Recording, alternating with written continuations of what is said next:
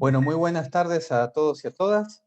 Nuevamente nos encontramos en otro encuentro y en otra clase más de esta capacitación intensiva que tiene como horizontes preparar a todos y a todas para la inauguración y la puesta en marcha de este Centro Integral de Abordaje CAVID.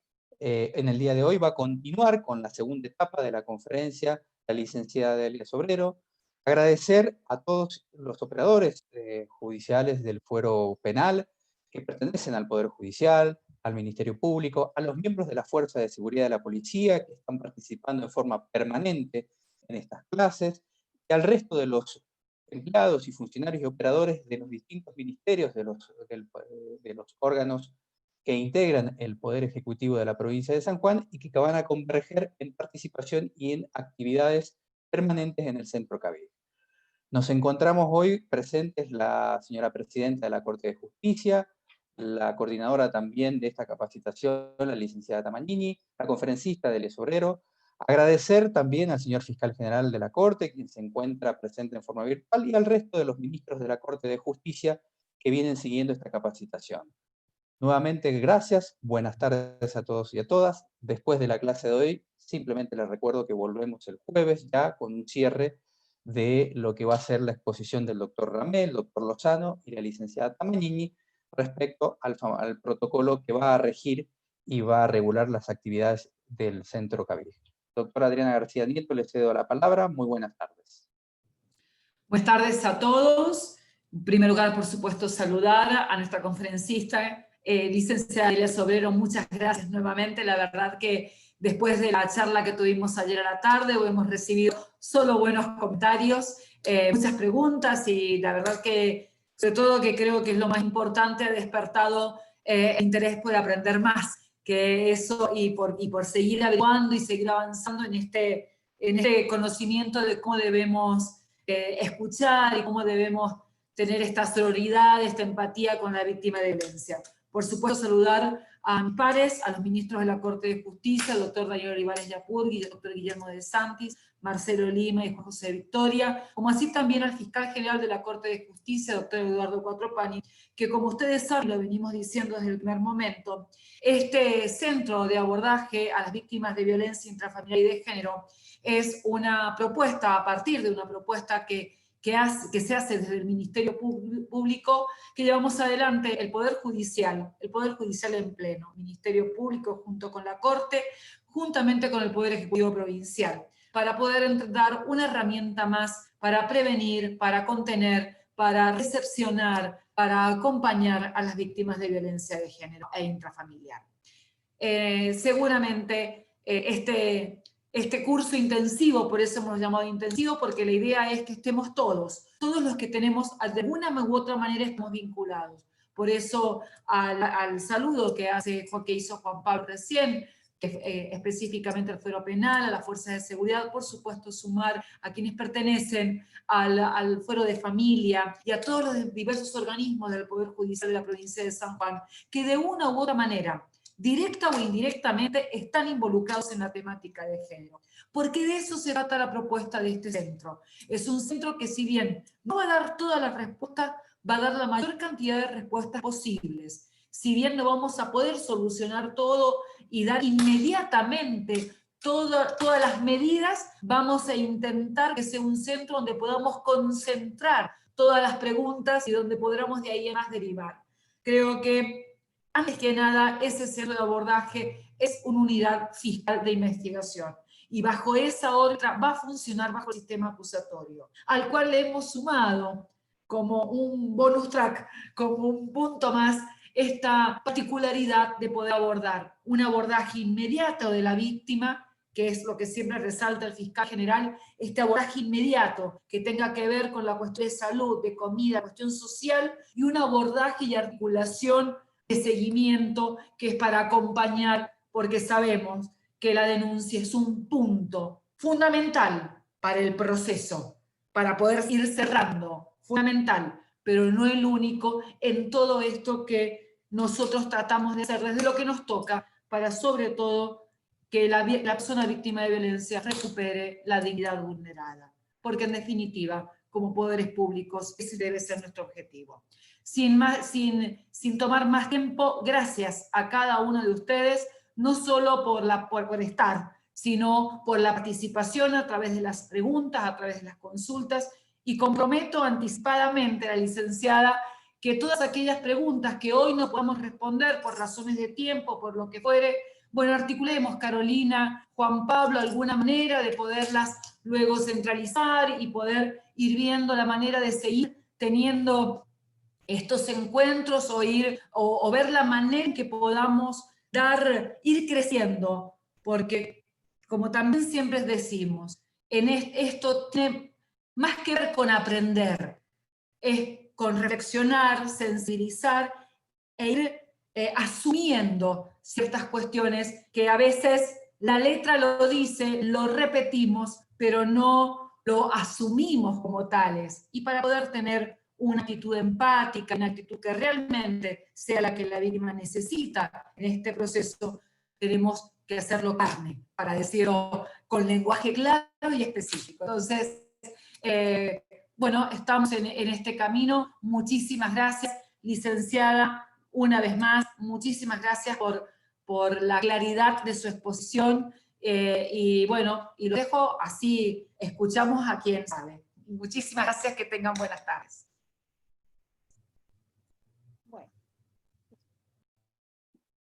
Bueno, entonces, muchas gracias por la bienvenida, por los conceptos. ¿Ahí se escucha bien? Por la bienvenida. Un poco bajo, licenciada, un poco más fuerte, vamos a mejorar. ¿Ahora? Ahí va. ¿Sí? Bueno, sí. Es casi tan difícil encontrar el punto justo como hacer la denuncia, digamos. Y casi igual formático. Tal cual.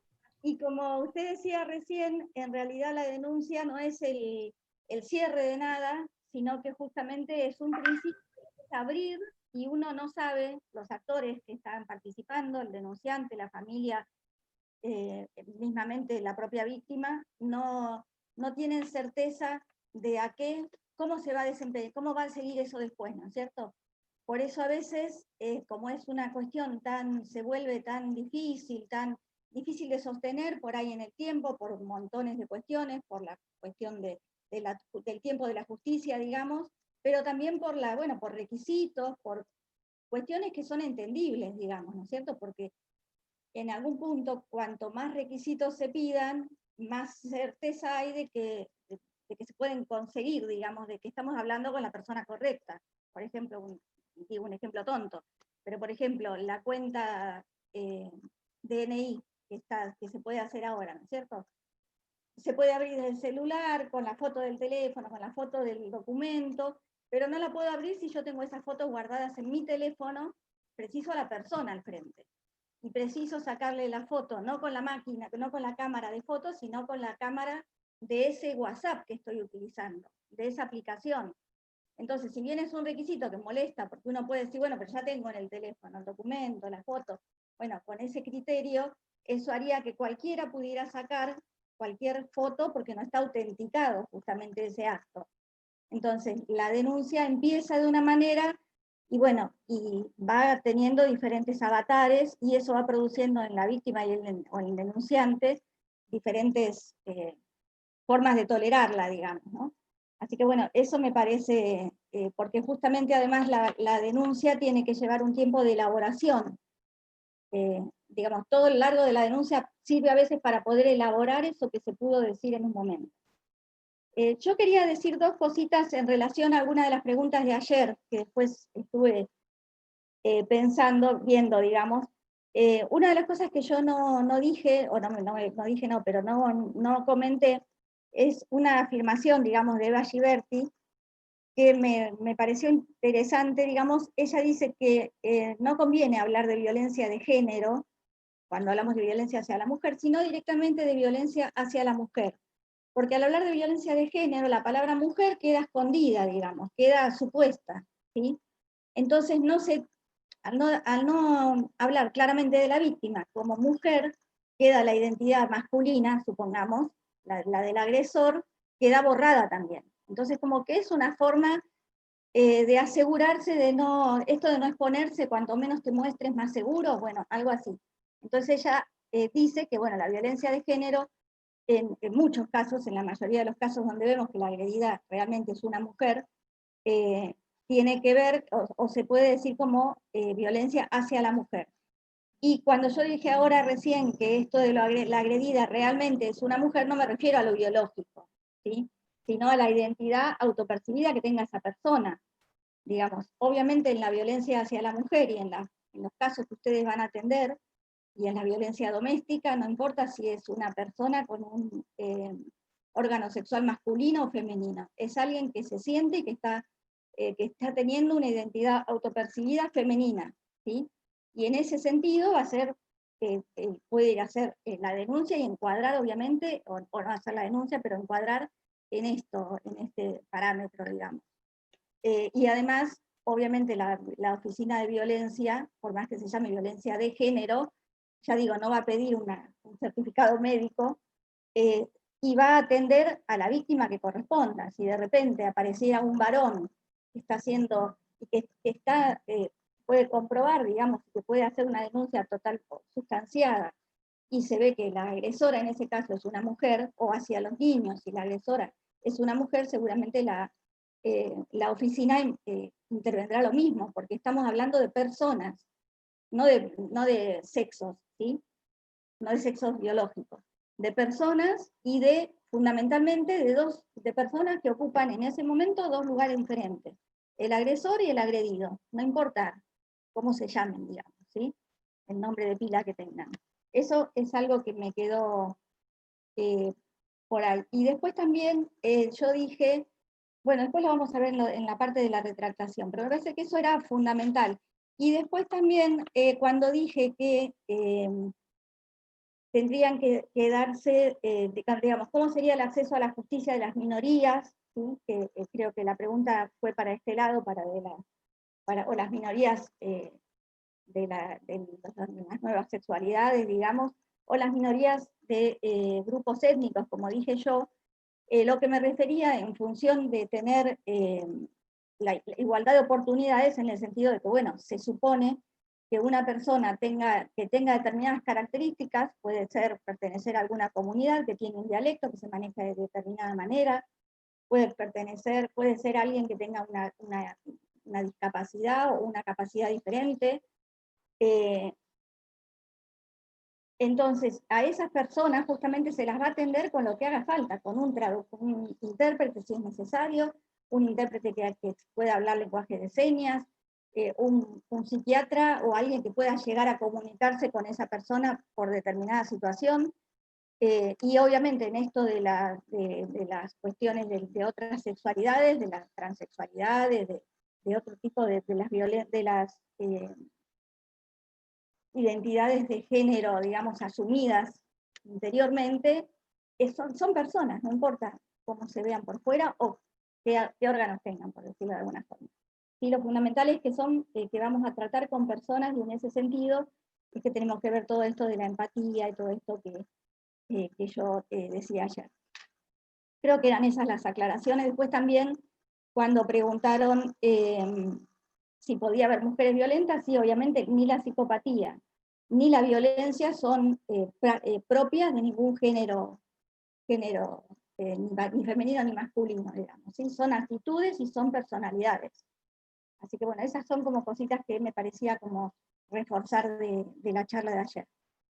Y en lo que vamos a ver hoy, vamos a hablar sobre las víctimas colaterales. Yo les pasé, no sé si les llegó un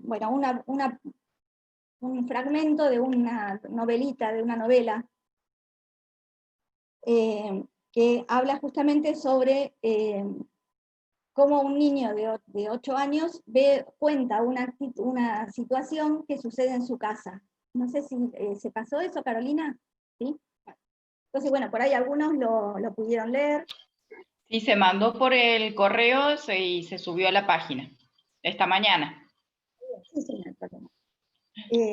Igualmente, si eso no lo leyeron antes y lo van a leer, lo pueden leer después, es lo mismo, porque en realidad eso lo que hacía era como mostrar, desde, ya digo, escrito desde la cabeza de un chico, de un adulto que se posiciona como un niño, ¿no? Cómo vive o cómo vivió un episodio determinado dentro de su familia, que bueno, es una familia bastante disfuncional, digamos, de alguna manera. Comento así generalmente como para que se vea esto, son 5 integrantes, es el padre que trabaja en algún lugar, no se sabe muy bien dónde, pero trabaja como empleado, digamos, tiene un horario de entrada y salida de casa, la mamá que trabaja en una agencia de turismo, y 4 chicos, 3 más grandes que 5 chicos.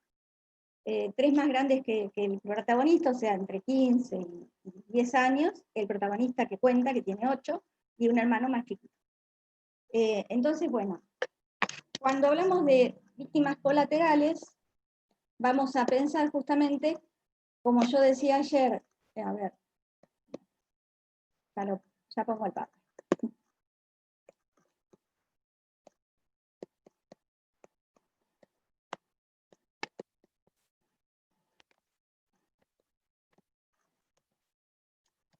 Vamos a pensar, por ejemplo, en este caso, ya que estamos, que es la segunda parte que nos tocaba de este círculo violento, digamos, o de estos centros familiares violentos, vamos a pensar o a centrarnos un poquito ahora en lo que serían los niños, digamos, ¿no?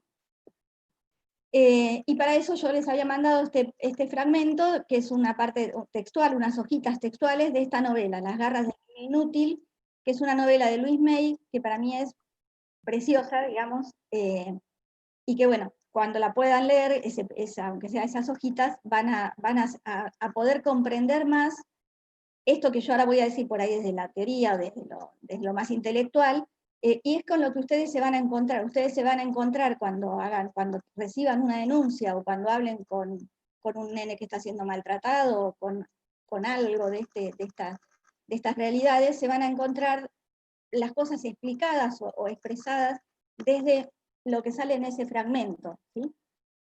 ¿Qué pasa cuando un niño está sometido a una crianza violenta, o una cuestión doméstica violenta desde chico, digamos? Esta criatura que yo les contaba tenía 8 años, los hermanos mayores tenían 16, 17, o sea que este nene ya nació en una casa que funcionaba así. Entonces, ¿qué es lo que puede pensar en una familia donde, por ejemplo, el padre maltrata a la madre, con todas las formas de violencia que veíamos el otro día, desde gritos a cuestiones físicas, ¿no? Desvalorización, todo lo que vimos ayer como formas posibles de violencia? Delia, perdón, ¿has compartido pantalla? Sí. Porque no se ve. A ver. Comparto ahora de nuevo.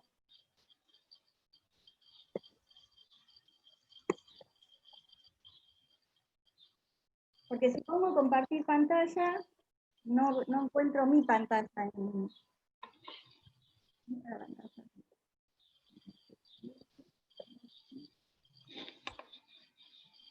En todo caso, Carolina, que te lo envíe o a Juan Pablo o a vos por WhatsApp, y alguno de ustedes Lo compartimos. tratan de compartirlo.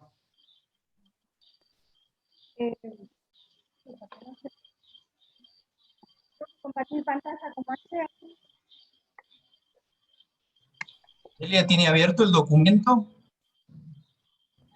Sí, lo tengo minimizado, a ver. Ah, no. Ahí lo hago de nuevo. Un segundo.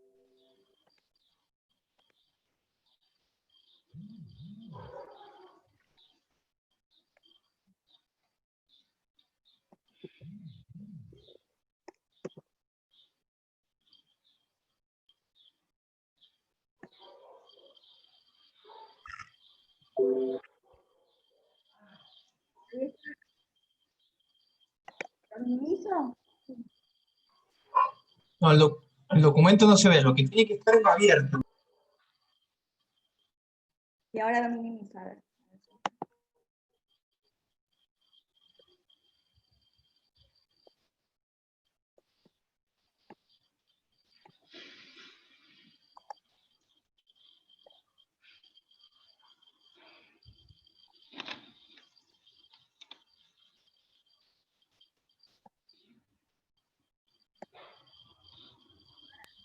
Ahí con Ahora eso. sí. Perfecto.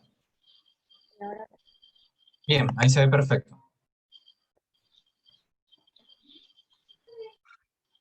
no, perdón. Bueno, lo voy a hacer. Espera.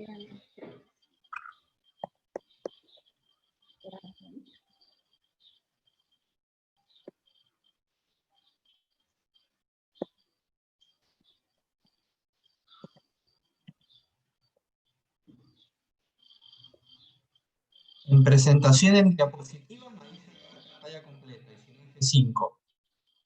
Sí, ahora sí, me bajaba el cartelito, Ahí, desde el principio. tapaba las partes de la pantalla. Entonces, con un fragmento de esto, lo que estábamos diciendo es que las ideas que puede tener un niño que crece en un entorno así violento, donde hay violencia entre la madre y el padre, o entre los hermanos, ¿no? O una violencia que baja de los adultos a los niños, es que el hombre manda a la familia y que todos los demás deben obedecerle, ¿sí? O que las mujeres son inferiores y los hombres no tienen, no tienen los mismos derechos que los varones. Y con esto puede llegar a replicar o a pensar que para ser varón y para tener una masculinidad acorde, tiene que replicar este maltrato paterno. Que el pegar a las mujeres es normal, que es frecuente, porque pasa, porque lo hace todo el mundo, y que además lo fundamental es que no tiene repercusiones, ¿sí? Por eso está bueno cuando una criatura puede ver que hay alguien que puede intervenir, sea desde la escuela, porque el maltratado es él, digamos, hay un tercero que puede intervenir. Esto de alguna manera cambia el foco, como decíamos el otro día, y el niño puede ver, por empezar, que puede recurrir a alguien. Y por otro lado, que esto no es normal. Si puede creer también que si te debe ser respetado, tiene que ser violento, y que si un hombre le pega a una mujer, es porque ella se lo merece o porque lo provoca. O si un padre o una madre le pega a un hijo, ¿no es cierto? Porque hizo tal cosa mal, porque no pone la suficiente voluntad, digamos. Puede considerar que el ser víctima de un maltrato es porque uno se lo merece.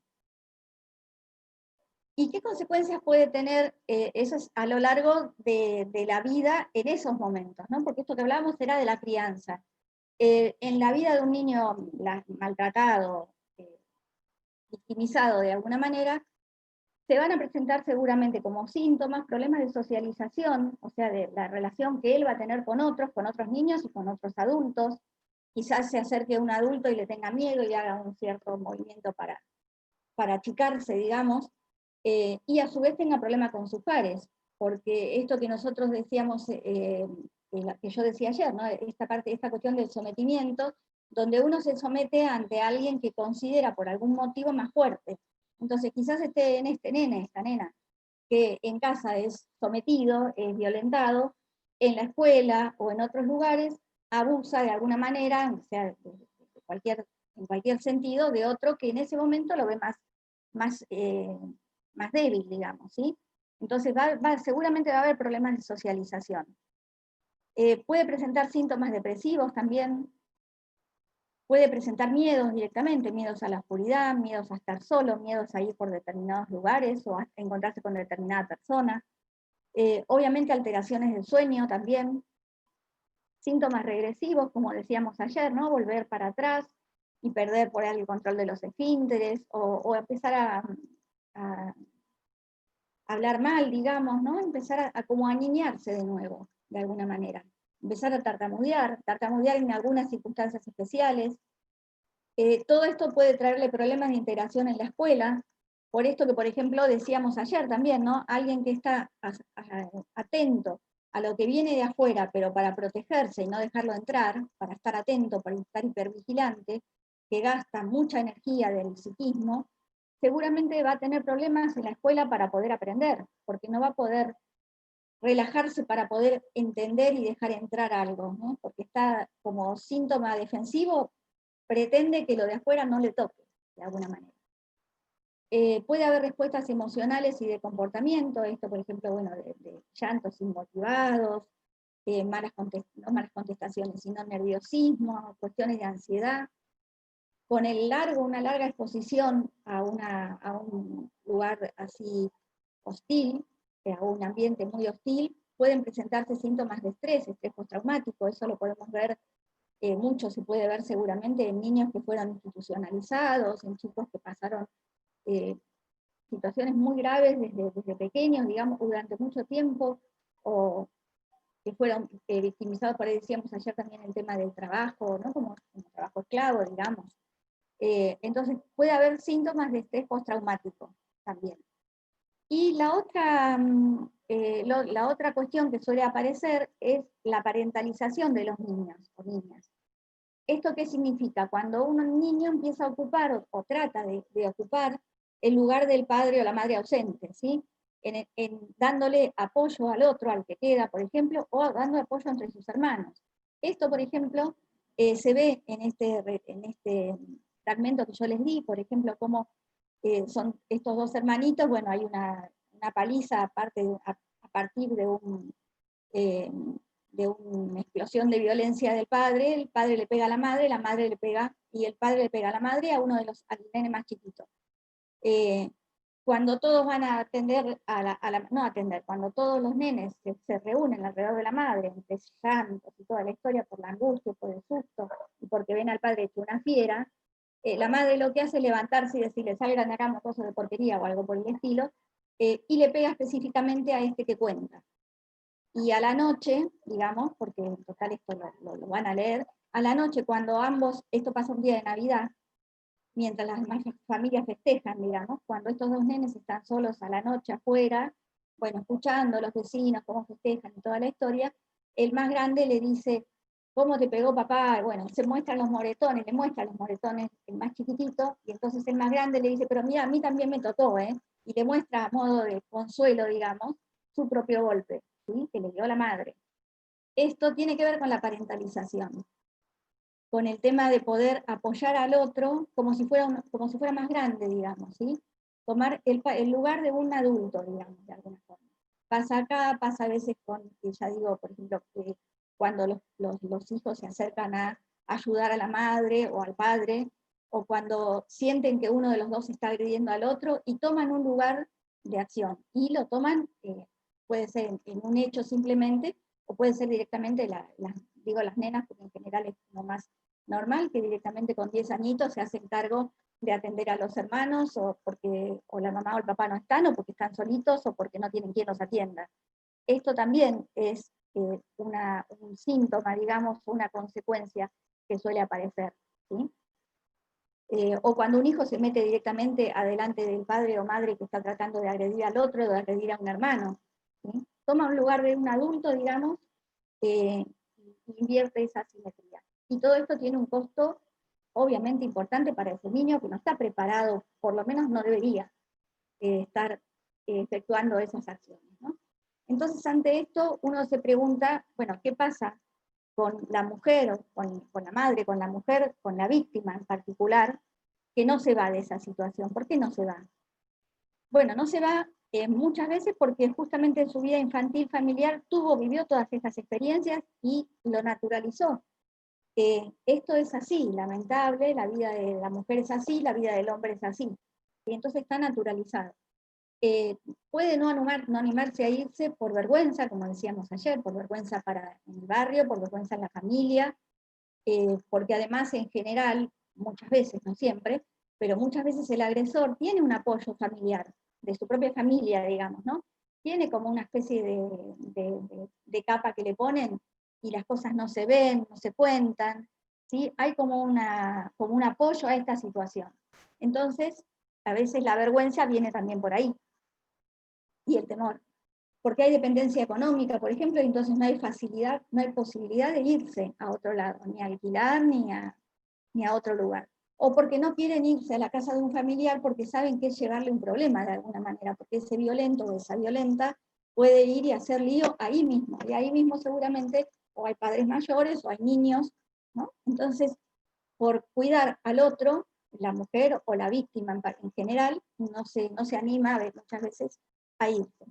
Por esto de los corrimientos de la tolerancia y los límites que vimos ayer, que cada vez van permitiendo que la agresión sea más fuerte, y no se nota la diferencia hasta que uno puede hacer una visión y decir cómo llegué hasta acá, ¿sí?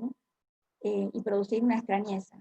Porque hay una subjetividad debilitada, porque ya uno se cree que es esta proyección que hace el agresor. Mirá, ¿no ves que no terminas de hacer las cosas? ¿No ves que siempre me provocás? Todo esto, desde chico, y insistentemente, termina calando realmente. Entonces la persona, la víctima de ese momento, termina creyendo lo que le dice el agresor, que realmente el culpable es él mismo, la víctima. Y también por la esperanza de que el amor haga cambiar ese violento, porque como decíamos ayer que está este ciclo, donde después de cada agresión hay una promesa, que sería una retractación del violento, digamos, verbal, ¿no es cierto? Hay una promesa de que va a cambiar, de que es distinto, y hay una luna de miel. Entonces en esa luna de miel la mujer dice, la mujer o la víctima, vuelvo a decir, o el niño, dice, no hace falta que haga lío, no hace falta que lo diga, no hace falta que lo saque, esto ya pasó, ¿sí? Entonces la esperanza en esta cosa de idealizar hace que muchas veces uno no pueda salir de este círculo. ¿Le puedo encender la luz? Y obviamente, y concretamente, y esto es lo observable, como decía ayer, es más fácil intervenir en situaciones donde la violencia es observable que donde no, porque hay mucho miedo a las represalias y a las amenazas del agresor, porque en muchos casos las amenazas las hizo reales, digamos, ¿no? Cuando dijo, bueno, cuando vuelva tal cosa, o sea, sin llegar a un homicidio, en ese caso, amenazas menores las fue cumpliendo. Entonces, hay miedo a la represalia y a la amenaza.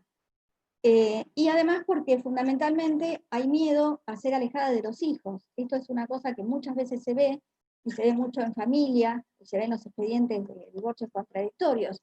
Una de las amenazas por ahí de alguien que incluso está demostrando tener ciertos comportamientos psicopáticos, ciertos, digamos, se ve o está ejerciendo el control o violencia y casi está, no está probado, pero casi está, una de las cosas es, te voy a sacar a los chicos.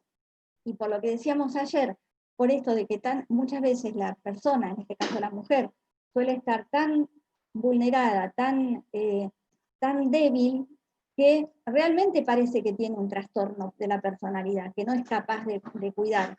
Entonces, ahí el miedo se le hace real. Y además porque obviamente él dice, te lo voy a sacar, y uno tiende a darle omnipotencia a ese agresor a creer lo que está diciendo. Bueno, esto simplemente son dos cositas que me parecieron que tienen que ver justamente con esto que hace que la persona, la víctima, no pueda cortar con esa situación, ¿no? Esto es un dibujito, esto es acoso, es un dibujito, no me acuerdo, se llama, es un zorrino que hablaba en francés, lo pueden buscar en YouTube, en eso que está ahí arriba, y estaba enamorado de esta zorrinita y la perseguía y le hablaba en francés, era, digamos, en mi edad, en mi época, era un dibujo de niños que se hacía reír como Tom Jerry, digamos, salvaje, uno ahora dice qué barbaridad, pero bueno, esto era lo mismo, era un acosador, todo se limitaba a eso, todo el tiempo la acosaba y en diferentes, así como el coyote cada vez se escapaba, bueno, la secuencia era siempre la misma, ella siempre se escapaba de él. Y lo otro es un cerebro, digamos, preparado contra un virus, diciéndole a un corazón que no atienda al llamado porque es una llamada tóxica, ¿no? A ese corazón, digamos, que ya está lastimado. Es un dibujito, digamos, pero bueno, quiere decir que si de alguna manera este cerebro, ¿sí? Podríamos ser ese tercero que estamos diciendo, esa amiga a la que hay que contarle, esa persona a la que hay que recurrir, esa directora de escuela, depende, esa persona, ese tercero sería el que puede parar la cosa emotiva de otra oportunidad y poner un poco de criterio en este lugar que es tan difícil en ese momento, ¿no? Entonces, acá vamos a la retractación, que también era algo de lo que se preguntaba ayer y yo lo había ya preparado para hoy. ¿Qué es la retractación, digamos? Según la Real Academia, retractarse es volver atrás de lo convenido, retirar la palabra de modo solemne, o sea, oficialmente, lo cual implica nulidad y contradicción, o sea, contradecirse con lo que se dijo primero. Ahora, ¿quién se retracta? Se retracta alguien que no soporta su afirmación inicial, que de repente dice, no, es mucho, es demasiado. Entonces, el tema es por qué se retracta. Puede por 5 motivos en general. porque comprende que se equivocó, porque teme las consecuencias de lo dicho, que tiene que ver con todo lo que estábamos diciendo antes, porque no tolera la vivencia de haber falseado hechos, por ahí agrandó alguna cosa, o inventó, vaya a saber, porque estamos hablando de cualquier denuncia, ¿no? Porque se arrepiente de haber perjudicado a alguien al hablar. Podría ser, por ejemplo, claramente esto que decimos cuando el denunciado, entre comillas, o tiene mucho poder social, digamos, o en un caso de abuso sexual intrafamiliar, es el que provee y el único que tiene la forma de que esa familia siga subsistiendo, ¿sí? Entonces, se arrepiente por haber perjudicado a alguien al hablar, o lo hacen arrepentirse a veces, ¿no? A partir de comportamientos abiertamente o velados. Mira, por tu culpa ahora papá o el tío está preso y la abuela está mal, qué sé yo, este tipo de cosas. O por vergüenza social, por lo que decíamos antes, de que en realidad no es sencillo, no es lindo estar en el lugar de víctima, ¿sí? Puede causar vergüenza, digamos, puede hacerse sentir más vulnerable todavía. Y esa es otra revictimización, y no es que sea simplemente vergüenza. Entonces, por eso acá yo, por ejemplo, ayer en un momento dije algo de cuando hay una retractación y si la denuncia es real. Con real me quise referir a que puede haber a veces alguna denuncia que no sea real. No hablamos del ámbito de género solamente, sino en general. Puede haber una denuncia que no sea real. Bueno, en ese caso, si la supuesta víctima se retracta, está bien. El tema es cuando se retracta en alguna de estas circunstancias o en un ambiente donde se observan presiones de todos lados. Digo, por ejemplo, y saliéndome de la violencia de género, ¿no? Pero un empleado que denuncia o que es despedido y hace un juicio contra el agresor, después contra el empleador, le va a resultar muy difícil conseguir testigos, empleados que estaban trabajando con él, que veían todas las situaciones, pero que siguen trabajando. ¿Entiende? ¿Se entiende? Entonces ahí, si hay una retractación, va a ser porque no consigue, digamos, ahí la denuncia era cierta, ¿sí? Entonces todo tiene que ver con que si la denuncia es cierta, bueno, no es cierta y se retracta, bueno, es una cosa de justicia de alguna manera. Pero si dentro de la violencia de este estilo, donde las cuestiones son tan desiguales y donde el ambiente es tan hostil, hay una retractación, no es que haya que decir está bien o está mal, hay que estudiarla, hay que ver en qué contexto se está dando. Y entonces, ¿qué argumentos suelen aparecer en este caso, ¿no?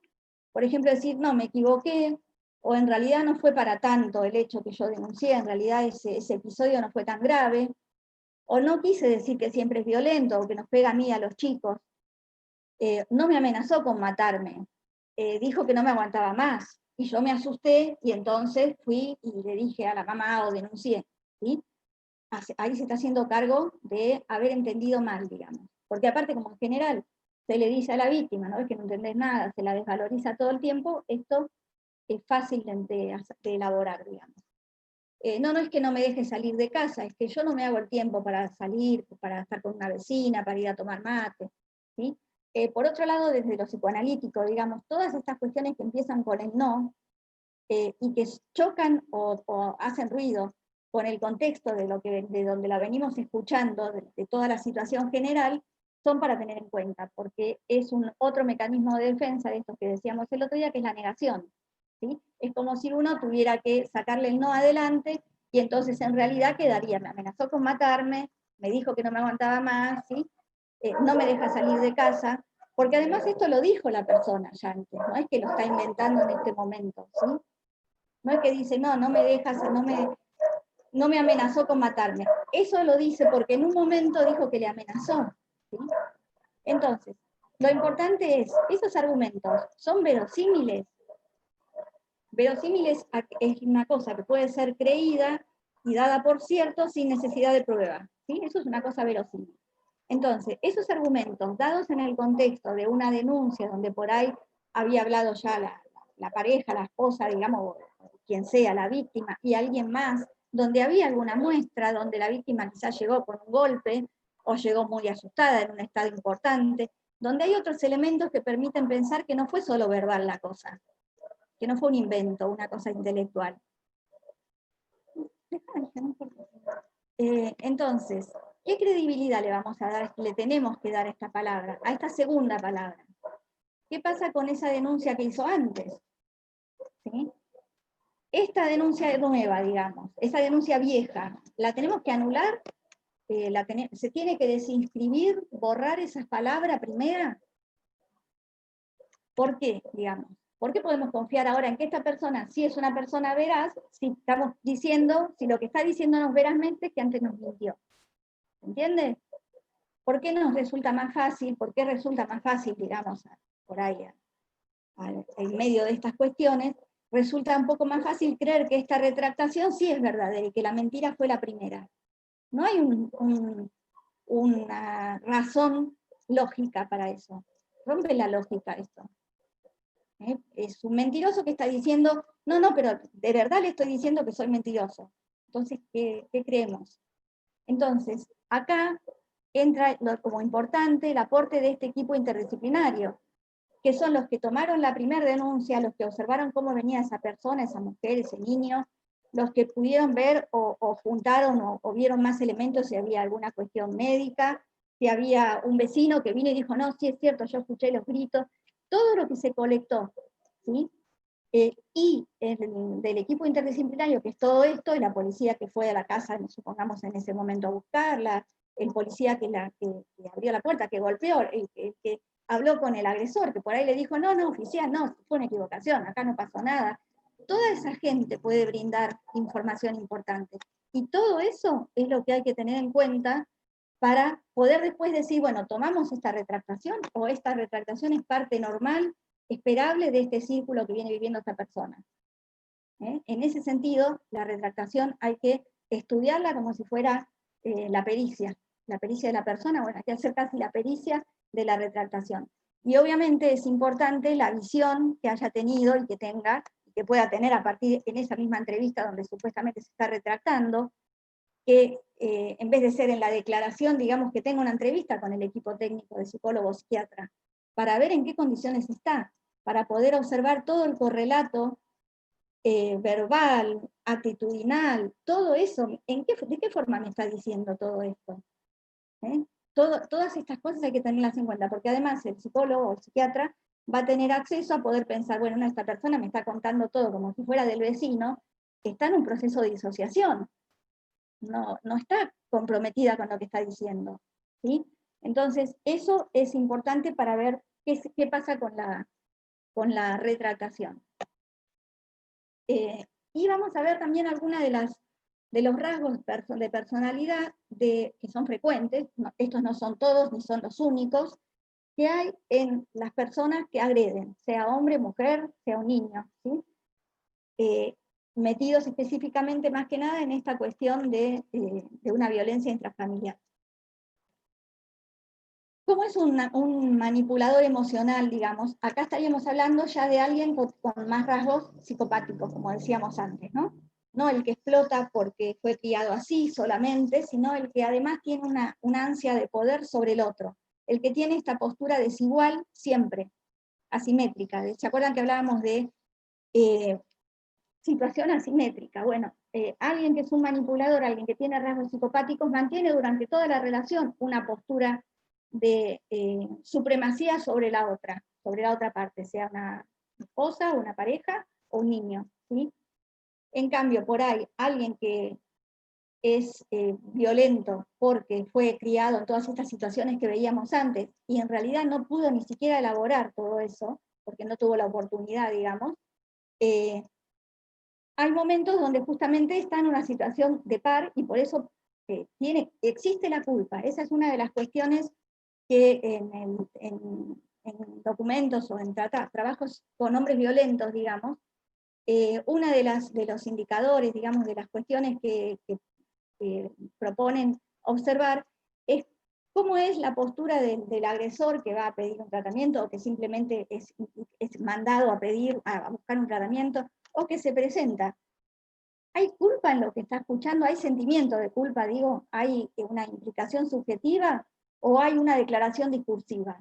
Si no, yo me doy cuenta que me equivoqué porque esto que el otro, o hay angustia, porque la angustia es lo fundamental, y ahí es donde se va a poder ver si se puede trabajar con gente que tiene actitudes violentas, sean hombres o mujeres, si se puede trabajar, no digo reeducar porque no es una cosa que me guste, porque si hablamos de reeducar estamos hablando otra vez de alguien que está arriba diciendo qué es lo que está bien, y otro que por ahí llega o no cumple los objetivos, como en la escuela.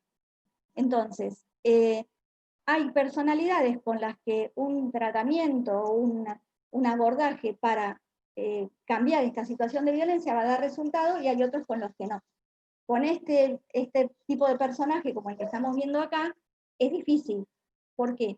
Porque un manipulador emocional, que sería, que ya decimos, el que tiene más rasgos psicopáticos, embauca con la palabra, ¿no? Parece una persona encantadora. De hecho, los que trabajen en tribunales de familia, seguramente, bueno, en otros ámbitos también, judiciales, ¿no? Pero van a ver que es una persona en general prolija, que espera, que habla con toda propiedad, y que proyecta la desprolijidad en su partener, digamos, quien sea, un niño o un adulto. Tiene grandes habilidades, bueno, para la mentira, en el sentido de que tiene rapidez para saber qué decir y qué no decir. Son egocéntricos, en el sentido de que en realidad la idea son ellos, digamos, lo que perciben es de ellos. Y si dicen, bueno, no, la verdad que por ahí le hizo mal algo, no se están haciendo cargo ellos. Quizás puede ser que le haya pasado algo al niño o a la esposa, pero la verdad que ni siquiera es decir, no fue mi intención, ¿sí? Le pasó porque que le corresponde, porque es ella, porque el egocéntrico solo ve lo que le atañe a él.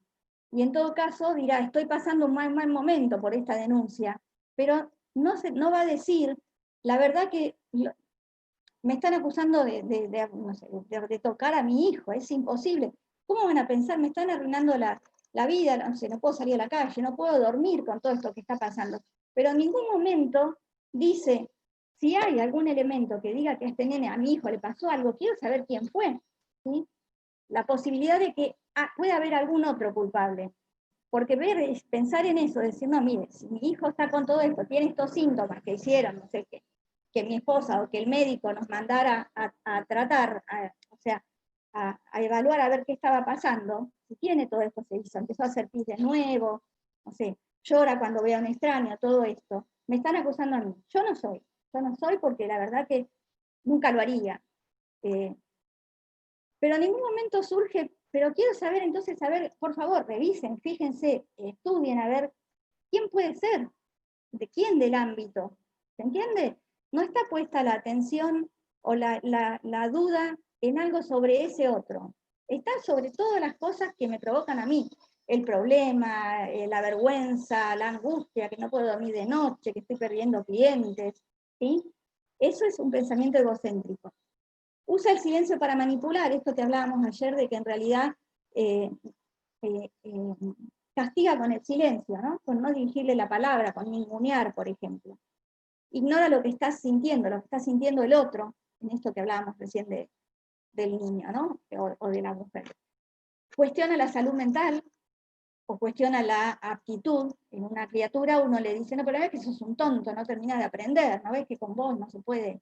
Mira a tu hermanito, que bien lo hace. Bueno, raro que un padre hable bien de un hijo y mal del otro, pero por ahí sí del hijo del vecino o de otra persona. Entonces, y cuestiona la salud mental. Cuando estamos hablando de adultos, muchas veces se dice, no, pero es una desquiciada o es un desquiciado, ¿sí? Y lo que estamos viendo es una persona que está mostrando síntomas de algo que le está pasando, no parte de su personalidad de base, digamos, ¿sí? Sino alguien que está reaccionando a algo.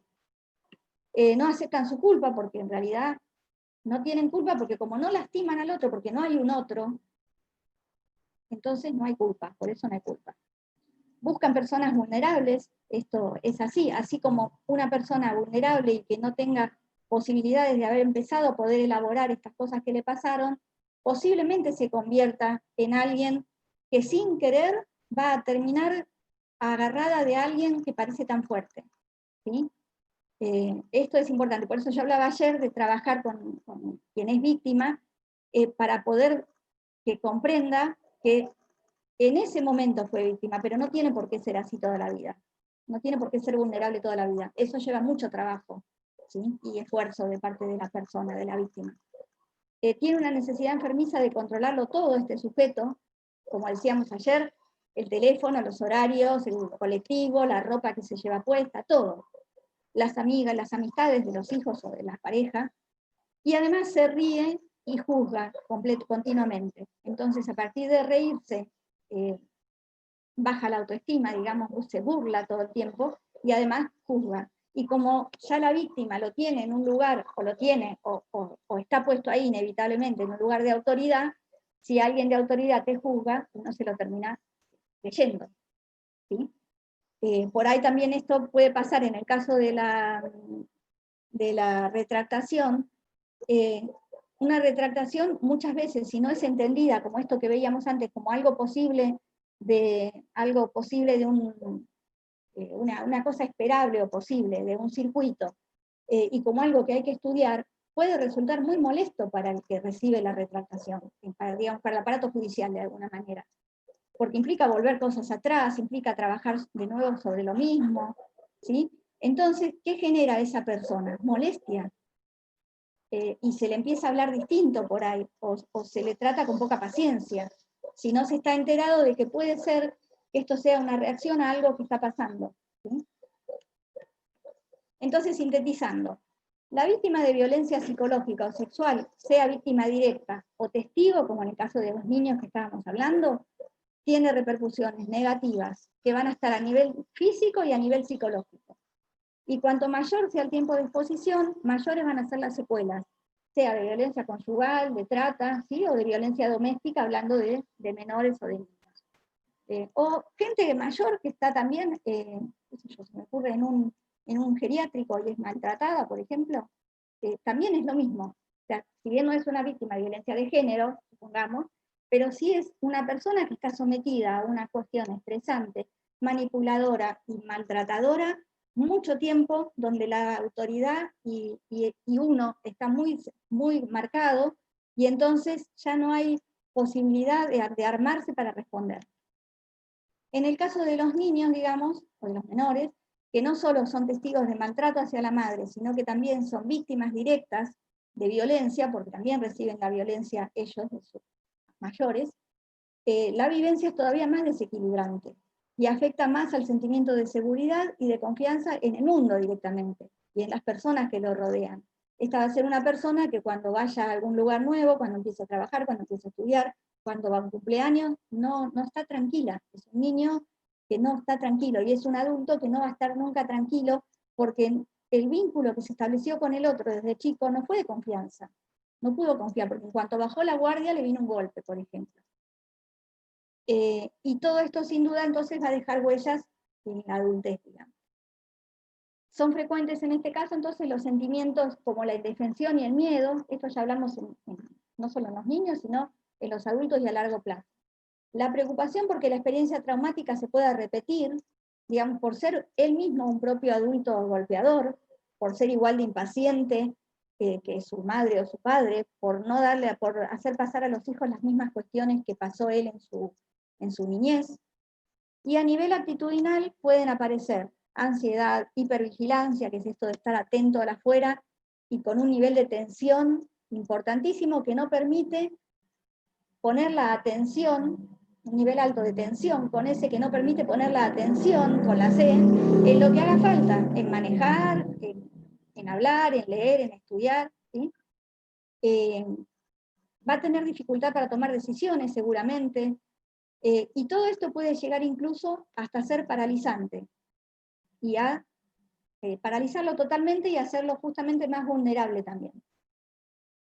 Entonces, para ir cerrando, se me ocurre, como sintetizando, ¿qué es imprescindible que evaluemos para cuando uno va a aconsejar o a recibir una denuncia? Yo digo acá aconsejar porque me parece que esto también es importante tenerlo en cuenta cuando alguien nos cuenta o nos enteramos de que alguien está siendo maltratado, un niño o en la escuela, por ejemplo, cuando se descubre o se sospecha que a un niño se lo está maltratando y se llama a la madre, supongamos, y bueno, y sí, la verdad que pasa esto, el padre o quien sea, y se sospecha una situación de violencia. Antes de decirle, mire señora, vaya y haga la denuncia, tenemos que ver Todas estas cosas que voy a decir ahora. Lo mismo que antes de recibir una denuncia, mejor dicho, no de recibir la denuncia, sino de tomar una decisión con respecto a esa denuncia, una medida, como decía el otro día el profesor Medici, ¿no? Bueno, no me acuerdo. Antes de tomarla, de ver qué medida protectiva se va a tomar, hay que evaluar estas cosas. Primero, ¿qué tipo de delito es el que se está denunciando? ¿Qué gravedad de delito? ¿Cuál es la gravedad de las lesiones o de las amenazas? El nivel de violencia sexual, si es un incesto, si es una violación marital, si es una... Porque todo esto es diferente, la diferencia en el contexto en que se produce y en la permanencia de la agresión. Entonces, eso hay que tenerlo en cuenta. Otra cosa a tener en cuenta es el nivel de aislamiento en el que está la víctima. Si hay una red social que la pueda acompañar, que la pueda recibir una vez que la justicia le ayude con alguna medida, o una vez que una amiga la acompañe a hacer la denuncia. Después vuelve a casa, y si el tipo se entera, ¿qué pasa? O la mujer se entera, por decirlo. O el padre se entera, la madre se entera que el nene habló en la escuela, ¿sí? Entonces, es importante saber qué red social tiene.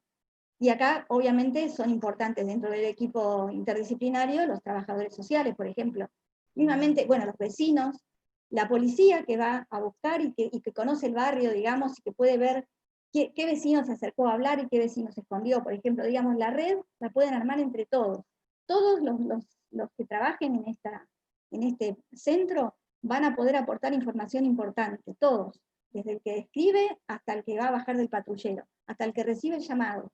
¿Sí? El contexto legal en el que vive, cuáles son las autoridades inmediatas, digamos, cuáles son los antecedentes de funcionamiento de la justicia en ese lugar, en ese pueblito, en esa localidad. Eso también es importante, porque ahí vamos a pedir ayuda. Entonces, bueno, ¿cómo es? El nivel de fortaleza psíquica que tiene la víctima en ese momento, si está en condiciones de hablar, de explicarse, si está en condiciones de poder mínimamente sostener lo que está contándome, a mí como amiga, hasta que lleguemos allá. ¿Sí? Por lo menos allá van a ser 2 lugares donde lo dice. El tiempo que estuvo sometida a ese estrés, la víctima, por eso está en femenino, ¿no? La naturaleza de las amenazas del agresor, los comportamientos previos, los antecedentes penales en el sentido no de formales, sino si fue una persona que estuvo detenido, fue una persona que ya tiene agresiones, aunque no hayan sido denunciadas, contra vecinos, alguien que ya estuvo, bueno, que tiene todo un historial, alguien que tiene adicciones, alguien que ya rompió las restricciones anteriores, por ejemplo, o que ya tuvo parejas a las que lastimó, que no es una cosa rara que cuando aparece una denuncia sobre un hecho, resulta que después por ahí aparecen gente que ya, o otras parejas que tuvieron el mismo problema, ¿no? Con esa misma persona. Bueno, todo eso sumaría, se me ocurre a mí, a lo que es la causa, el armar ese expediente de esa denuncia. Eso no conozco demasiado lo procesal, pero calculo que todo eso tiene que servir. Y también la inserción que tiene el agresor dentro de esa comunidad y la disponibilidad de armas si tiene. ¿Sí? No es lo mismo alguien que no tiene un arma disponible en su casa que alguien que la tiene. Entonces, digamos, el riesgo va a ser mucho más grande para esa persona, para la víctima. Entonces, todo esto es importante tenerlo en cuenta. Antes de decir locamente, sí, haga la denuncia, porque es lo que corresponde, y subirse al caballo de que esto es injusto, hay que evaluar todo esto para no hacer un daño peor, porque si no esa persona vuelve a la casa y es peor la cuestión. Sí. Eso lo pueden tener visto desde cualquier cantidad de casos. Incluso desde casos de consultorio, ¿no? Y entonces, ¿qué pautas tendríamos que tener en cuenta, digamos, para poder hacer este ejercicio desde la justicia más eficaz? Las pautas que tendríamos que poder trabajar, que tendrían que poder trabajarse con mujeres o con las víctimas en distintos dispositivos terapéuticos sería trabajar en terapias, por ejemplo, en la terapia psicológica, en grupos, lo que se pueda trabajar en grupos y en talleres, sobre 3 cosas fundamentales, me parece. Fomentar su autonomía, de alguna manera, ofrecerle alguna forma de autosustentarse, ofrecerle desde una capacitación en cualquier cosa, o sea, no cualquier cosa, quiero decir, desde algo con lo que pueda ganarse la vida, hasta cuestiones de salud, de cosas que es bueno que sepa, de formas de cuidar a los hijos o cuidarse ellos, enseñarle o ayudarle a establecer nuevos formatos de vínculos, no estos vínculos que vino armando hasta ahora, porque evidentemente no le sirvieron, no le fueron útiles. Y también ayudarle a que pueda aprender a tomar otra forma de poner límites al otro en general, desde a la pareja hasta a los hijos, porque a veces, como decíamos antes, los hijos también se vuelven agresores en cierta forma, aunque no golpeen, desvalorizan, digamos, esa madre o ese padre, porque puede ser también un hombre desvalorizado totalmente, y que perdió el lugar de varón dentro de su casa y es violentado por ahí, no desde lo físico, pero desde el ninguneo, todo eso también es violencia. Y estamos en esto siempre de la violencia del mayor, del más fuerte al más débil. Entonces, aprender a poner límites, de la manera que evidentemente les sigue faltando. ¿Y qué se necesitaría para seguir trabajando a nivel social? Porque eso sería trabajo con la víctima. A nivel social, continuar visibilizando el problema, por ejemplo, y trabajar creando conciencia sobre todo esto, como se está haciendo en estos de los talleres de sensibilización que mencionaba antes la doctora, como se está haciendo por ahí, o se hace en escuelas, en instituciones, todo esto, que se socialice toda esta información. No la verán todos, pero uno tiene mucho más acceso que si no estuvieran todas estas redes, digamos. Implementar políticas públicas efectivas de protección a la víctima, en esto creo que encajaría, en esto y en lo que viene, la creación de este centro CAVIC. Capacitar a jueces, fiscales, policías, médicos, psicólogos, operadores, pero capacitarlos en general con esta perspectiva de género y de derechos de persona, digamos, ¿no? Terminar con la desconexión, esto me parece fundamental a mí, entre el expediente de familia y el expediente penal, porque muchas veces uno está trabajando en una causa de abuso, y resulta que en el expediente de familia se está tratando de hacer una revinculación, por ejemplo. Y además, la visión que tiene el psicólogo de familia, ¿no? De una entrevista que tiene con ese padre o esa madre, es totalmente diferente a lo que se está manejando en otro lado, con otra pericia. Entonces, me parece que es muy importante, no sé por qué no se puede hacer, o por qué no se hace siempre, pero me parece que por lo menos el expediente penal siempre tendría que sumar, o los abogados tendrían que molestarse de la parte que correspondan, en buscar en el otro expediente, no sé si se puede desde lo procesal realmente, pero me parece que sería a nivel personal, como estamos hablando, digamos que los psicólogos vemos las personas y por ahí no vemos el código directamente, debería cada abogado en su caso ver qué información puede traer del otro expediente que sirva para sustentar esto que está tratando de defender, ¿sí? En el ámbito penal, algo que tenga que ver con la familia y al revés. Yo no he visto que se haga muchas veces, por eso lo comento. Y después cuestionar desde todos los ámbitos, desde la escuela, desde la familia, desde las charlas, desde la música, todos los mitos que naturalizan la violencia en cualquier relación humana. Porque esto es algo que está, digamos que pasa desapercibido, porque es tan avasallante, es tan grande, las propagandas, todo, que bueno, es inevitable que en algún punto nos va a entrar. Y por ahí uno no tiene el sentido crítico puesto todo el tiempo funcionando, digamos. ¿Y el objetivo cuál sería? Bueno, que la mujer, digamos, en algún momento pueda llegar a pensar en esto, ¿no? Lo tengo un poquito tapado porque tengo la imagen de de los videos, digamos, pero es esto de que el mismo derecho que tiene a buscar lo que ama, digamos, lo que quiere, tiene para alejarse, tiene el mismo derecho de decidir alejarse de eso. Esto es algo que en general, en una cuestión de violencia conyugal especialmente, el agresor, quien sea de los dos, no entiende. Y no entiende que esa persona, bueno, formó parte de su vida en un momento, pero en un momento puede decidir dejar, y más obviamente cuando hay este contexto de la violencia, ¿no es cierto?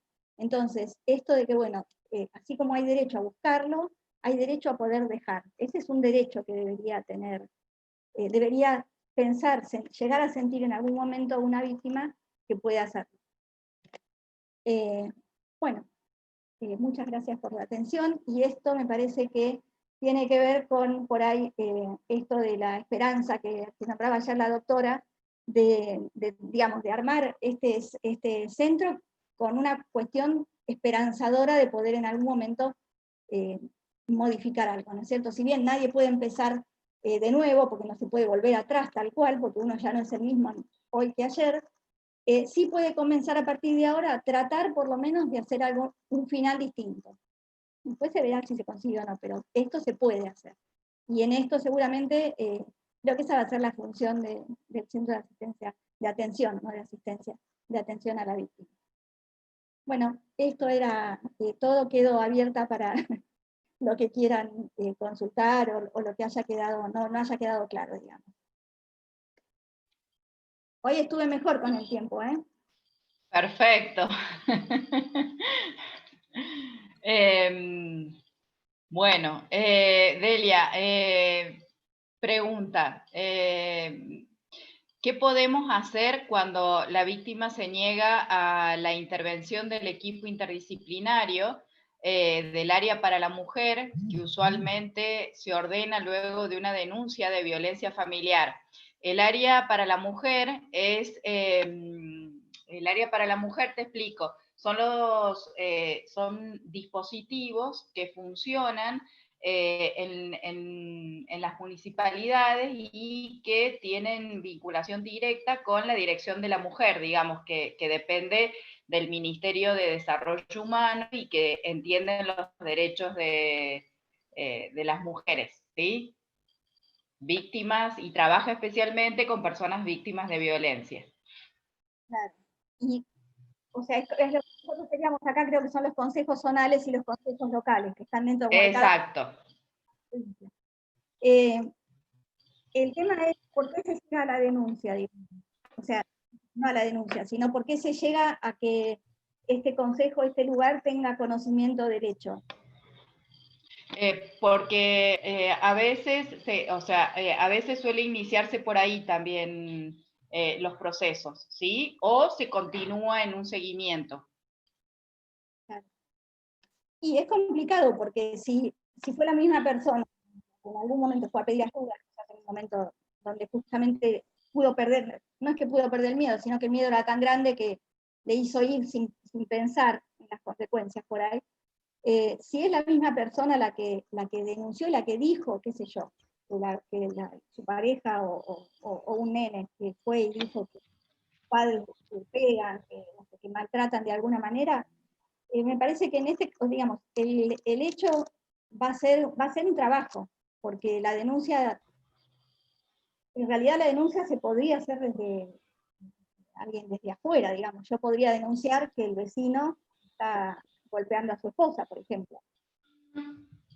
Me parece que hay que trabajar en esta cuestión de por qué no querría hacer la denuncia. Digamos, estamos en un paso previo, no es una retractación, porque no hay una denuncia formal efectuada, pero me parece que hay que poder, de algún lado, ofrecerle este espacio, cualquiera de estos espacios que decíamos, de taller, de espacio psicológico, de asesoramiento para que pueda elaborar esto, porque si llegó a conocimiento de esta institución, es porque alguien, o ella misma, o alguien de su familia, hizo saber algo. Entonces, si hay algo que sí existe.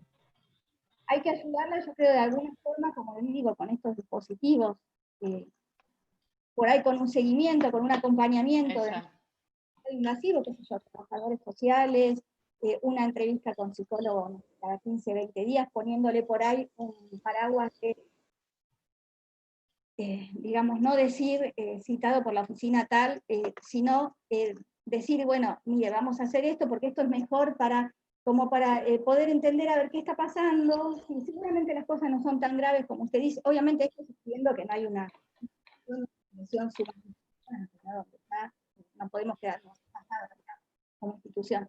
Pero por ahí empezar a hacerle ver, bueno, mire, por ahí esto no es bueno que usted, si usted dice esto y en algún momento se angustió, usted misma se angustió, piense que por ahí a los chicos esto les resulta mucho más difícil, piense que una criatura se asusta mucho cuando un grande grita, que yo siempre digo, para un niño, para un nene, que alguien lo supera en altura y en voz, en fuerza, asusta, aunque no se el contenido de lo que dice.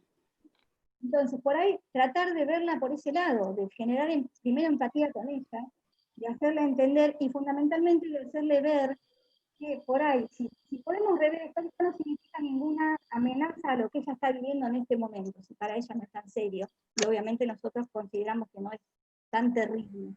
Entonces, no es una amenaza, no estamos diciéndole que se vaya de casa, no estamos diciéndole que lo deje, pero sí le ofrecemos un lugar donde por ahí empezar a ver, donde por ahí ver a los nenes, donde poder charlar, para que justamente los mismos chicos puedan vivir esto más tranquila y ella a su vez pueda estar más segura, porque por ahí una de las cuestiones es que el nene o los nenes son terribles, que no le hacen caso. Bueno, por ahí si usted empieza a estar puede estar un poco más tranquila, filmarse un poco más, todo esto puede ir en redundar en un clima más tranquilo, y quizás todo eso, cuando ella digo porque, bueno, en general, bueno, la víctima, cuando la víctima pueda darse cuenta de que sí, que algo pudo modificar desde sí misma con ayuda de alguien nuevo, entonces va a ir tomando confianza de esto, que decíamos que no cree en el entorno, alguien que está sometido a esto, pueda ir tomando cierta confianza y pueda ir animándose a ser cada vez un poquitito más grande, y bueno, en algún momento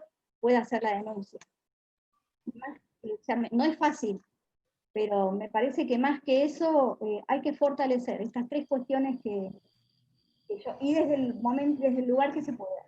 No se compromete o no se anima a decir voy al psicólogo, porque obviamente en un hogar violento no es fácil decir sí, no, voy a la psicóloga, porque esa loca te va a llenar la cabeza, porque cuando venís de ahí venís peor, todo ese tipo de cosas. Entonces, darle otra historia, qué sé yo, en una escuela, un taller para padres, para trabajar sobre el aprendizaje. ¿Sí? Entonces se corre a la vista de quien puede negarse el eje, nada más que a nivel discursivo, pero ustedes saben con qué van a estar trabajando, con los profesionales que trabajen ahí. Bien, según tu experiencia, ¿se puede trabajar para cortar el vínculo vicioso de violencia de una familia luego de una actuación judicial? Digo, ¿podemos cambiar la realidad de esa familia? Y va a depender, seguramente si hubo una actuación judicial, hubo, bueno, obviamente y hablamos de que hubo pericia, de que hubo entrevistas, ¿no es cierto? Yo creo que ahí va a ser importante lo que digan las pericias o las entrevistas con esa familia, creo que no se llaman pericias, pero las entrevistas que hayan tenido los psicólogos, los trabajadores sociales, con las dos partes, digamos, y con los niños también, y ver ahí qué tipo de personalidad tiene, esto que decíamos antes, ¿no? El ser violento no es cuestión digamos, son rasgos de personalidad, qué combinación de rasgos de personalidad tiene cada uno. Y va a haber casos en los que sí se pueda, porque realmente eran explosiones lo que tenía el violento. Esto es una cuestión que es diferente, por ejemplo. Entre un violento, y obviamente tampoco estoy disculpándolos ni mucho menos, pero entre un ataque de una persona violenta, que por impotencia, digamos, porque es una persona que tuvo una vida de miércoles, por todo esto que decíamos, ¿no? Perdonen las palabras, pero por ese tipo de violento, eso es una explosión. En cambio, la violencia que tiene que ver con los comportamientos más psicopáticos, que son los que tienen más el control, en realidad no explotan, van armando la situación. Es como en los abusos, la parte del hechizo, digamos, cuando se va congraciando con la criatura, buscando cada vez un poquito más de confianza, esto es lo mismo.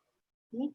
Las personalidades, los violentos, que tienen una base más psicopática, no explotan. Entonces, esa también es una característica distintiva. Entonces, seguramente va a ser diferente. En un caso donde hay más cuestiones psicopáticas, es más difícil que el vínculo se rearme, o que se rearme con acuerdo de las dos o de las tres partes si metemos a los niños también. Puede ser posible, pero todo va a depender de las personalidades de las partes, digamos. Bien, en la organización de un centro de asistencia a la víctima, ¿es recomendable o no que hayan especialistas en los distintos tipos de violencia? ¿Cómo es la experiencia de la convivencia en otros lugares entre el especialista en violencia y los operadores judiciales? Que haya especialistas, digamos, un especialista, alguien que sea se marque más en violencia de género, alguien que tenga que ver con violencia infantil, con abuso sexual, así decís. En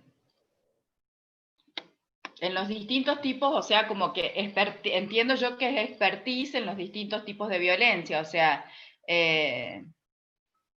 Sí, y yo creo entiendo que puede ser en el abordaje, por cómo está planteada la pregunta, en el abordaje interdisciplinario. sí, yo creo que sí, que tiene que, lo mejor es que haya justamente personas capacitadas en todas estas tipos. Esté capacitado en 2 o 3, o digamos, o que haya hasta que se consiga todo el personal, digamos.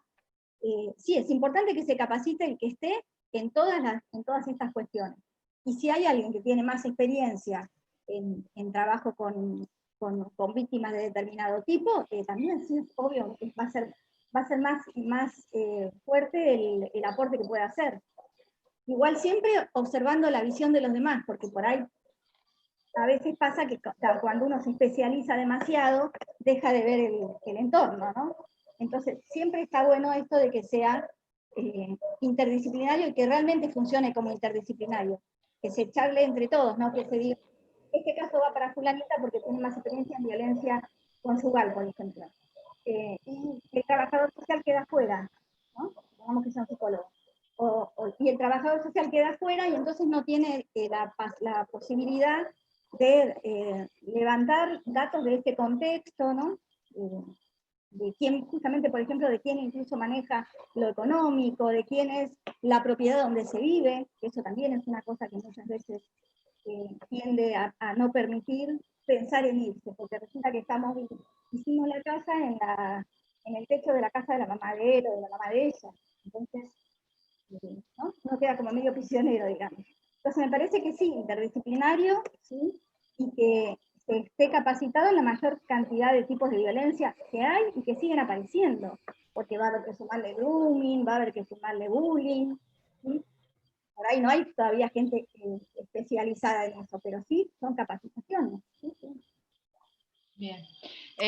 Bueno, el tema de la retractación ha generado como mucho interés, ¿no? Hay algunas preguntas que vos ya las fuiste respondiendo a lo largo de tu disertación, entonces, bueno, te las vamos a pasar luego para que vos las veas. Pero hay una que dice, ¿qué se puede hacer al momento de recepcionar una denuncia? Y si en ese mismo momento la víctima se arrepiente por miedo o por algún otro factor, ¿de qué forma podemos intervenir para que se anime a realizar la denuncia sin que sienta la presión de parte nuestra? O sea, no va a hacer la denuncia, digamos, o hizo la denuncia y al momento de firmar... Se arrepiente, sería algo así. Sería algo así porque aparte vos fíjate que es interesantísimo, porque la denuncia la persona la va a hacer seguramente en un estado de mucho nerviosismo, donde no se está escuchando. Pero después la denuncia se le lee, supongo, va. La declaración ¿Sí? o por lo menos se le dice firme, pero no, en general, supongo que se le lee. En los casos deberían leérsela, no dársela para que la lea, porque aparte cuando a alguien le dan algo muy largo, firma, ¿no? Entonces, y aparte, bueno, pensando en que va a haber personas que tengan determinadas actitudes o no, por ahí no puede leer bien, por ahí no sabe, por ahí es una batata, por ahí le da vergüenza, hay palabras que no comprende, me parece que acá es muy importante que se le pueda leer. Decir, bueno, miren, ahora yo le voy a leer para saber, no, le voy a leer y firme, sino le voy a leer como para ver si entendí bien, como se dice cuando uno toma un Royal. Le voy a leer ahora para ver si yo entendí bien lo que usted dijo, entonces, ni siquiera agregar algo más, y entonces ahí se va leyendo y obviamente con paciencia, digamos, ¿sí? Y si no entiende alguna palabra, me lo dice y se explica, ¿sí? Y entonces después ahí, y bueno, ahora tiene que firmar abajo para dejar esto ya como iniciado. Y si ahí dice, no, pero la verdad que tengo miedo por esto, bueno, yo creo que ahí hay que hacer un resumen, digamos, de esto que dije antes, que habría que trabajar a largo plazo, de poder primero preguntarle por qué tiene miedo, bueno, porque yo sé que, no sé, que él se va a enojar o que va a volver. Bueno, mire, ahora se le va a acompañar y ahí sí tener claro qué medidas se le pueden ofrecer, ¿sí? Bueno, mire, no tengo idea, digamos, sinceramente, se le puede decir, bueno, si ahora yo le voy a dejar, no sé, explicarle, tratar primero de bajarle el miedo y poder hacerle ver cuáles son los riesgos que ya está corriendo y que todavía hasta ahora. Y por otro lado, decirle, sin intentar asustarla, digamos, pero sin aterrorizarla, porque asustada ya está, decirle que ¿cómo empezó? Bueno, usted me dice que primero le empujó un día, me dice que cuando estaba embarazada pasó un poco, me dice que ahora hace 2 o 3 años tal cosa, y ahora viene con este golpe. Me parece que más miedo que eso, tenemos que pensar en realidad en cómo proteger para que esto no siga avanzando. Piensen los niños. Y en realidad me parece que cuando uno habla con una mujer, con una mujer o con un padre, pongamos, pero me parece que siempre es tratar de llevarlo si uno ve que hay angustia realmente, por eso que decíamos que es un sistema que está funcionando empáticamente todavía, hay que tratar de llevarlo a que esto va a ayudar a proteger a quien sea que tiene que proteger. Su niño, o de repente puede ser alguien que venga a decir, mi papá, una persona mayor, que diga, mi papá de 70 años vive pegándole a mi mamá, me rompió la cadera, qué sé yo. ¿Entendés? Entonces, en ese caso, es mostrarles que ella tiene que poder ayudar a proteger a esto, y que se la va a ayudar a ella mientras tanto, porque es obvio que tiene que tener miedo. Entonces, pero es como lo de otro, ¿no? Es difícil, tenemos un límite seguramente, y esto puede causar mucha frustración en el que está tratando de que esa denuncia se formalice. Pero bueno, hay que entender el miedo del otro, en este caso. Bien, te hago una última y cerramos, o bueno, o 2 y cortitas, porque ya estamos en horario, que están como interesantes como para escucharte a ver tu opinión. Cuando una víctima de violencia radica una denuncia según su criterio, ¿qué cree conveniente usted? ¿Que la misma sea tomada por una mujer y no por un hombre, dado que la víctima puede sentir al hombre como una amenaza? Y eso depende. Otra vez estamos hablando, sería contradecirme decir los hombres van a ser mal tomados y las mujeres no, porque las mujeres son más buenas. Puede haber hombres muy cálidos, puede haber un policía, digamos, no sé, un operador que trate con mucho respeto y que diga, y que trate, no en la larga conversación, pero que simplemente la reciba de una manera cálida, y puede haber una mujer que la encare así como más policialmente, digamos, de alguna manera, ¿sí? Entonces no se puede, me parece que acá otra vez lo importante es la persona que recibe. Ahora, si la mujer dice, no, o tiene un temor, que ustedes la ven que entra, y no sé, supongo, ¿no? Entrando a una comisaría o a un lugar, y hay obviamente policías y varones, y se va corriendo, o se nota que tiene un temor hacia determinado, puede ser un varón o puede ser una mujer. Entonces, en ese momento, y si uno ve que ahí se pone mal, le puede decir con toda tranquilidad, ¿usted preferiría hablar con una mujer? ¿Sí? O al revés si fuera un hombre. Preguntar, porque otra vez estamos hablando de personas, y cada persona va a ser diferente. Cada persona que llegue y cada persona que reciba. Puede ser, ya digo, alguien que agarre desde, a ver señora, siéntese, ¿qué va a decir? Y puede ser alguien que reciba empáticamente. Entonces, otra vez, son personas, no son ni mujeres ni varones, digamos. El que llega y el que va. Bien, y la última, desde el psicodiagnóstico, ¿se puede diferenciar claramente un sujeto violento de un abusador? Y depende. Un sujeto violento nos va a dar, digamos, vamos a encontrar de violencia. Ahora, hay que ver, por ejemplo, de qué tipo de violencia. Si es violencia sexual, si aparecen que tengan que ver, que remitan que todo el tiempo esta persona está remitiéndose a lo sexual. O sea, desde los gráficos, desde las técnicas, desde todo va a lo sexual. Por otro lado, que sea violento no significa que sea abusador. Muchas veces los abusadores no son para nada violentos. O sea, ojo, son violentos en el sentido de que un abuso, otra vez, es una relación de pareja entre alguien con fuerza y alguien que no, con fuerza, con poder, digamos, ¿no? Pero un abusador, muchas veces, el abusador en general, es alguien muy tranquilo, que va va comprándose a la víctima, va acercándose cada vez un poquitito más. Entonces, no hay violencia ahí, no hay violencia visible, ¿sí? Entonces, un psicodiagnóstico nos puede dar que una persona tiene rasgos violentos. Seguramente el que tiene rasgos violentos no coincida con un abusador de estos que estoy hablando, sino coincida en todo caso con un abusador, o puede ser un abusador de un estilo más, pongamos una persona que de repente toma o tiene una adicción cualquiera y en una fiesta se sobrepasa con alguien y pretende o tiene un acto de abuso sexual, vamos a decir, para con una persona, ¿se entiende? Pero no es el abuso, quiero decir, una cosa no implica la otra vez. Alguien puede ser agresivo, no ser abusador, alguien puede ser abusador y ser agresivo, o no ser agresivo. Son cosas diferentes, porque es como si yo dijera, un asmático puede tener apéndice, y sí, las dos cosas pueden pasar. Puede ser que tenga las dos, puede ser que tenga una sola, ¿sí? O sea, no son diferentes, no se contradicen. No sé si más o menos se explica. Bueno, Delia, muchísimas gracias. Y bueno, le cedo la palabra a Juan Pablo, que va a hacer el cierre. Bueno, licenciada, muchísimas gracias. Muchísimas gracias nuevamente por estas dos conferencias que usted, licenciada, nos ha permitido escuchar y poder aprender. La verdad que lo hablaba con la licenciada Tamagnini en su claridad en la exposición, en el lenguaje claro y llano que nos ha permitido compartir su experiencia.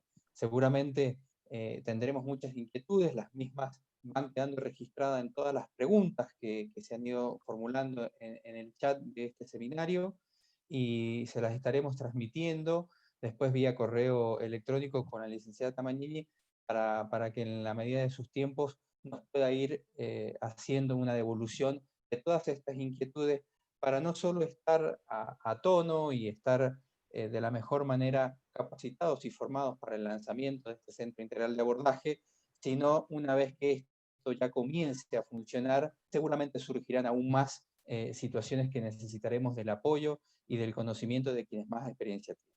Así que agradezco nuevamente, ha sido más que clara, dejarle los saludos de la señora presidenta, de la doctora García Nieto, que como le dijo antes del inicio, tenía un compromiso laboral ineludible hoy en la tarde, y deja las disculpas pertinentes a todos y a todos los presentes hoy.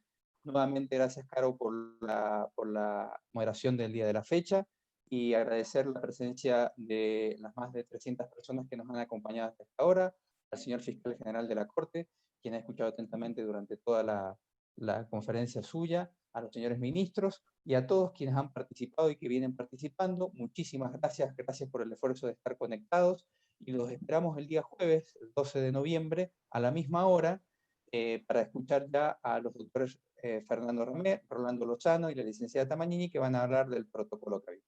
Le deseo muy buenas tardes a todos y a todas, y nuevamente gracias. Le dejo un afectuoso saludo, licenciada Sobrero. Bueno, muchas gracias. Y bueno, y si después podés pasarme los chats, o sea, el chat completo, pues yo me voy fijando y voy guardando las respuestas para cuando me las pidan. Así será. Gracias. Gracias a todos. Buenas tardes.